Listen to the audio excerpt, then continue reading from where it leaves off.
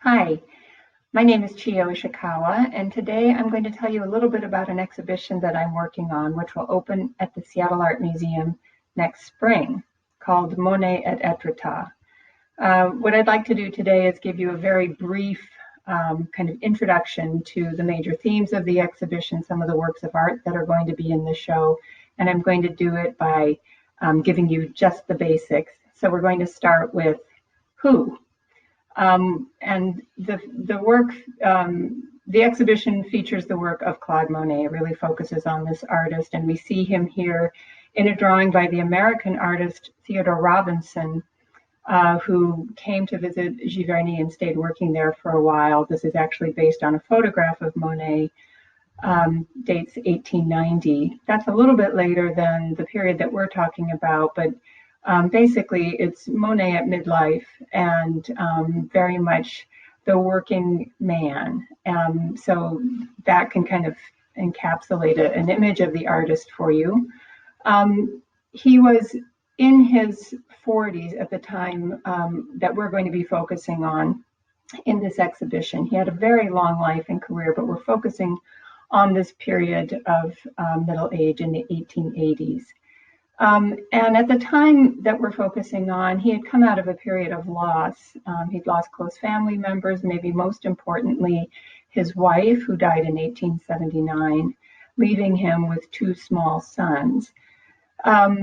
He also had been painting for over 2 decades, but he had yet to achieve the kind of success that he was really hoping for. It was difficult for him to support his family, and this weighed on him very heavily. And we know about that through his relationship with this woman, Alice Ochede, who is another key person at this moment in Monet's life. He felt a lot of anxiety about his relationship with her. It really had started because she was the wife of his patron, Ernest Ochede. The two families became friends. And then after the death of Monet's wife, a closer relationship developed between Alice and Monet. Her husband moved out of the picture, and suddenly she found herself the head of a household with her 6 children and Monet's 2 children, and a very unresolved relationship between her and her husband, which caused a lot of friction and anxiety between the two of them during this period. The other person who is important at this time is Paul Durand-Ruel, who was Monet's dealer. He wasn't his exclusive dealer.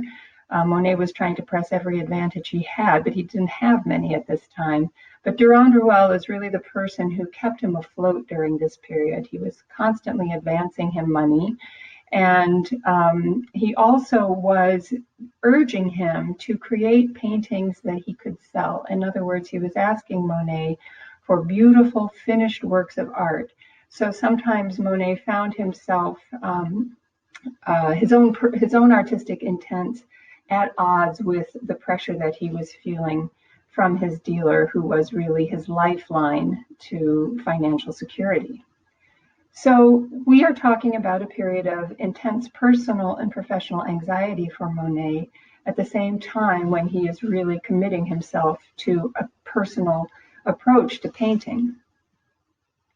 So what? The reason we're doing this exhibition is because of this painting, which is the only Monet work in our collection, Fishing Boats at Étretat, which was given to the museum by Sarah Hart. The painting had been in her family's collection for many years. This is a painting of a few colorful boats lined up on the beach on a stormy day. They are empty. There are no people in the picture. The landscape has no distinguishing features, but it is vigorously painted and full of energy. For me, the painting is full of emotion and is a very personal painting. I even feel that there's self-identification in this painting by the artist, and I hope that I will convince you of that by the end of this short talk. So we'll come back to this painting, but I want to remind you of when it is we're talking about. Monet had a very long career. As we said, he began painting in the late 1850s, And we're familiar with the first kind of breakthrough moment of his career around the time of the first Impressionist exhibition of 1874. This is a beautiful painting, Argenteuil, that we showed at the Seattle Art Museum several years ago in the exhibition Intimate Impressionism. And that kind of timely image of unremarkable moments in life in and around Paris that helped create Monet's reputation. In the 1890s is really the next big breakthrough with the series paintings that he began in the very early part of the decade. Here, one of the grain stacks, but you also will know the Rouen Cathedral series, for example, the poplars, and this idea of focusing on a single motif and portraying it under different conditions is really what finally established both critical and financial success for Monet. And then in the last decades of his career, we're very familiar with his immersion in a routine at his home in Giverny, where he developed beautiful gardens which provided constant motifs at hand, and he painted for the last decades of his life works like the water lilies, many in the water lilies series. And so our painting falls in between all of these things, a middle period, a more struggling middle period in the 1880s. Where? We are talking about the town of Étretat, which is here where the marker is. You can see that it is not so far from Paris. Paris is here. Giverny, for those of you who have visited, is right here. And Étretat is one of many little towns scattered along the Normandy coast. And so the body of water is the English Channel. This was an area that was very familiar to Monet. Although he was born in Paris, he had grown up in Le Havre, which is only 16 miles away from Étretat. So he was very familiar with these towns and with the life there. And so he went there, different locations on the coast, many different times, to paint. So of all of the beautiful sites on the Normandy coast, Étretat was unique. It was defined by 3 spectacular cliffs, and I'll show them to you. The first one, northeast of town, is the Porte d'Amont, and then you can see it kind of bookends this beautiful long white beach, a pebbly beach. Here's the town of Étretat, and then up here is the next arch, the Porte d'Aval. So here you see the rest of the beach. We're seeing it from the town side and then from the other side, just beyond the town. The third cliff is the Manaport, which is a little bit outside of town and juts into the water with a real kind of ferocity. I was a little bit scared of this arch when I went to Étretat to visit. But you can see that the combination of a beautiful coastline and then these spectacular rock formations would make Étretat one of the most popular tourist destinations with the rise of tourism in the mid-19th century. And here you can see this kind of scallop pattern that the limestone cliffs make surrounding the town, which you see right here. So tourism was the reason that most people knew Étretat at this time. On the left, I'm showing you a tourist poster from a little bit later than the time that Monet was there, probably around the turn of the century, but it shows it as a kind of pleasure place for sea activities. There was a casino there. On the right, you can see it in a more contemporary image. Both of these give the impression that summer was really a transforming time for the city, when the population would swell with visitors from both France, England, just across the channel, and other international sites as well. But Monet was much more interested in another aspect of Étretat's identity, and that was its fishing activity. As I said, he called himself a man of the sea, and he loved watching the fishermen. He loved the boats. He loved the activity. And you can see here in these mid-19th century photographs of Étretat how that daily activity coexisted with the timeless splendor of those limestone cliffs. Along with tourists and photographers, painters also made the journey to Étretat and created works of art that helped solidify viewer expectations. Of course, they were drawn to the beautiful sight of the cliffs as well.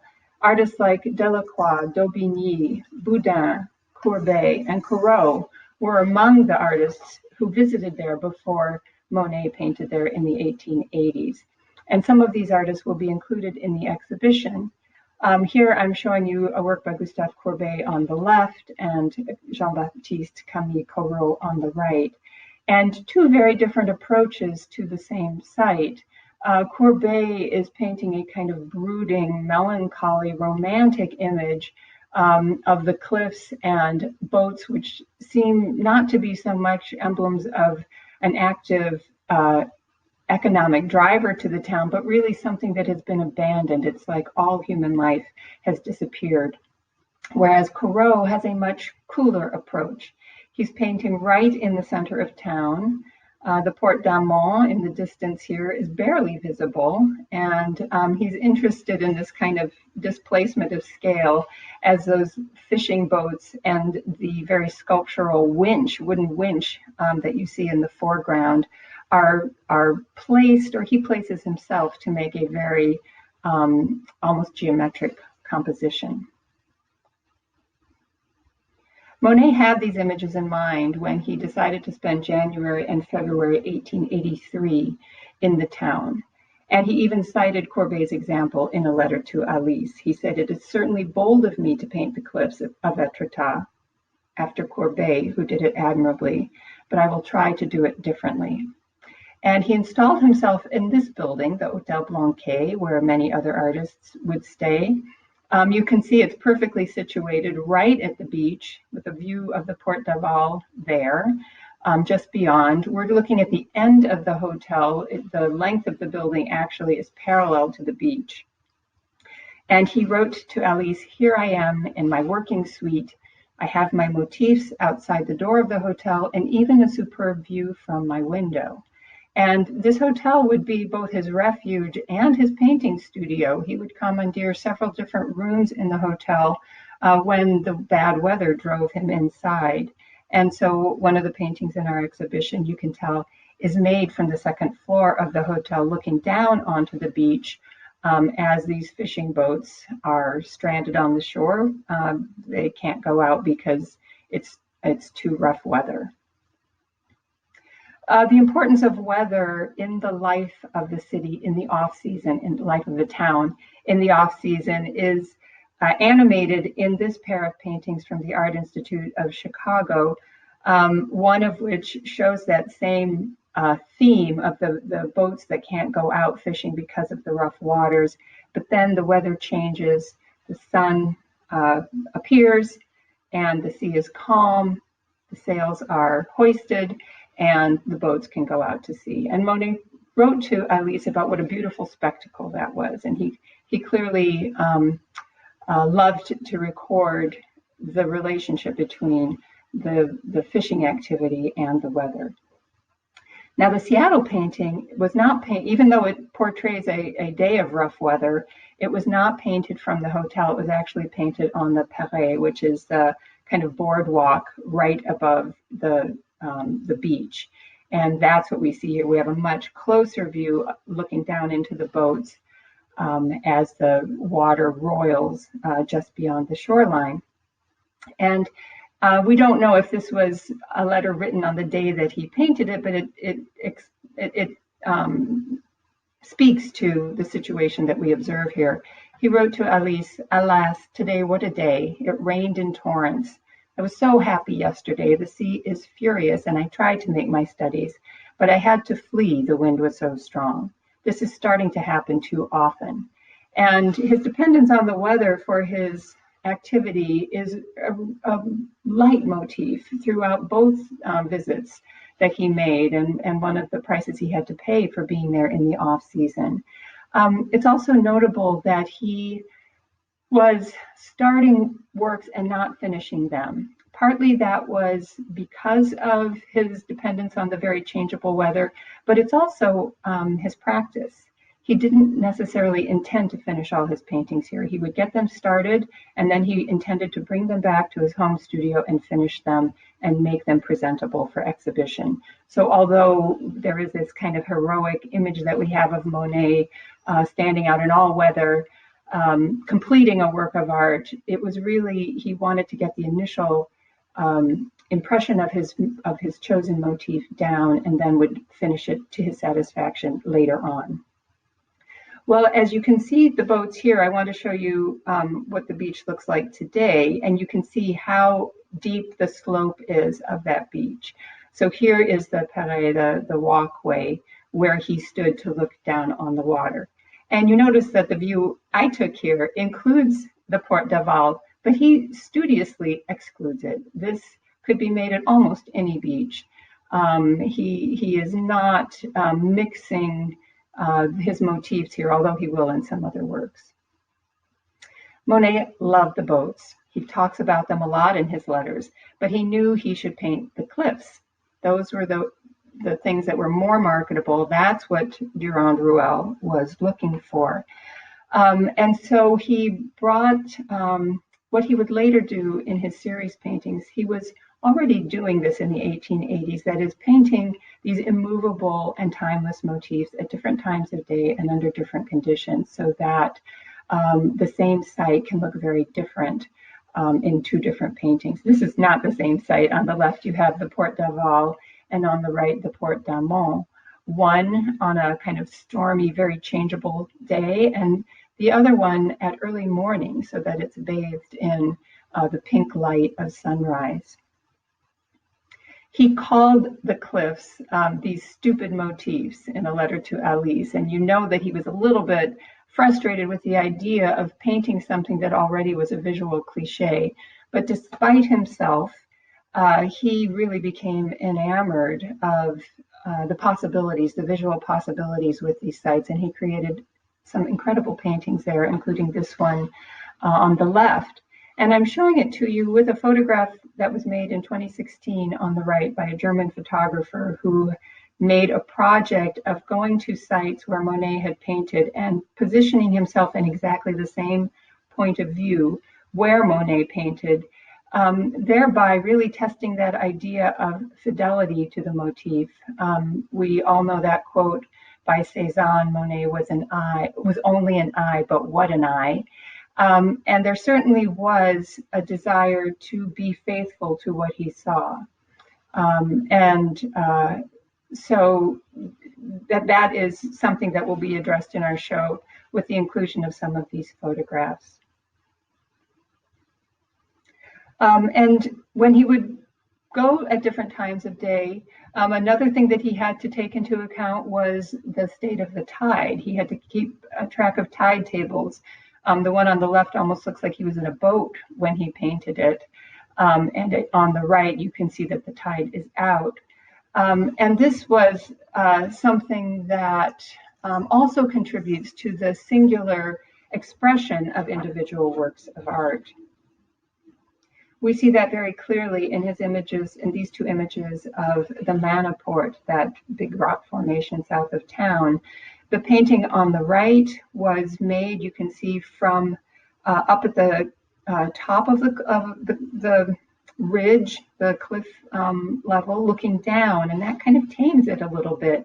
Also, this point of view and the quality of the light flatten out the rock formation so that it almost looks like a flat shape on the surface of the canvas and doesn't have that kind of overpowering physical presence, which it certainly does in the painting on the left, made from the vantage point of down below on the beach. And to get himself down to that vantage point was quite an ordeal. He had to carry all of his painting materials, his canvases, his paint box, his easel on his back, and would clamber down a very steep and narrow stairway down to the Port d'Aval, go under a tunnel, and come out onto the beach between the Port d'Aval and the Manaport. And then he had this point of view on the left, looking up a view that conjures that romantic idea of the sublime, the kind of terrible power of nature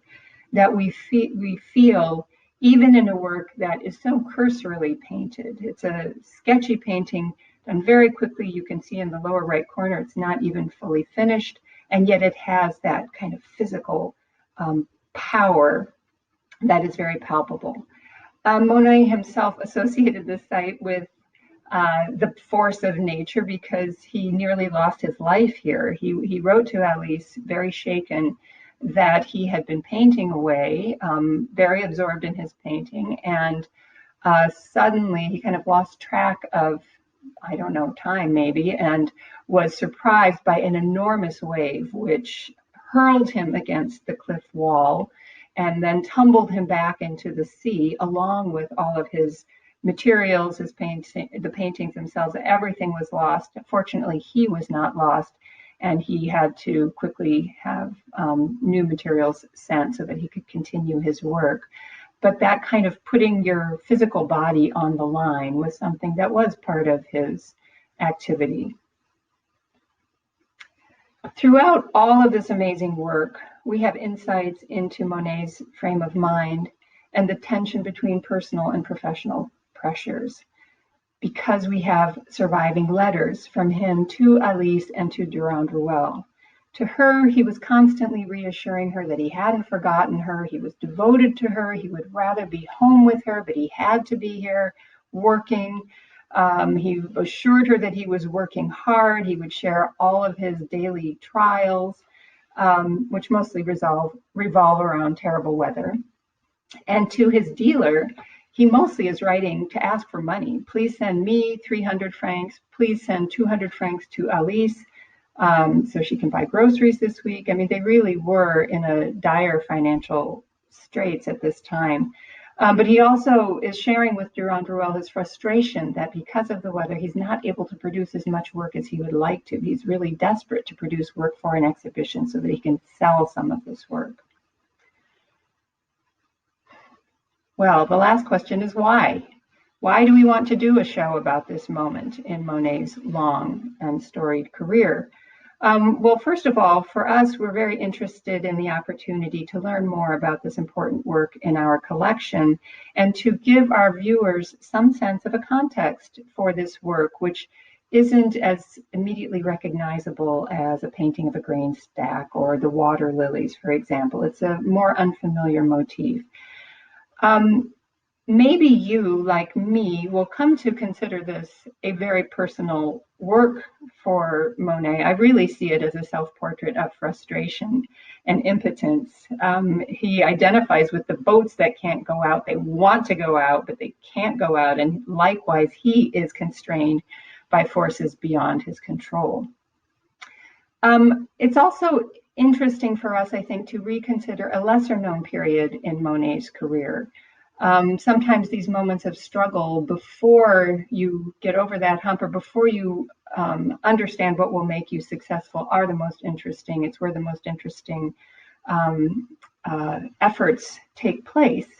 And although it's easy for us to think that Monet was successful throughout his life because his work from any period of his career commands high prices at auction today, it was years after he did this work that he finally commanded both critical and financial success. So I hope that you will be interested to come see the exhibition. One last when. It will open at the Seattle Art Museum May 6th, 2021, and hope to see you all there. Thank you very much.